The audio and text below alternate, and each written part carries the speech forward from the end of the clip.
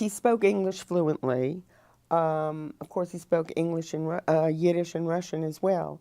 Um, Between him and my mother was American born, but she did speak Yiddish fluently.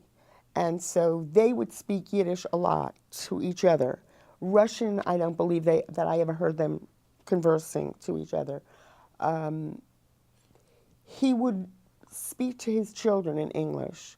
The only time he would ever speak to us in Yiddish is if, because I studied Yiddish a lot. And so he knew that I was able to converse a little bit, certainly not on his level, but I could. So he did speak to us in Yiddish, but most of the time his main language was English with us.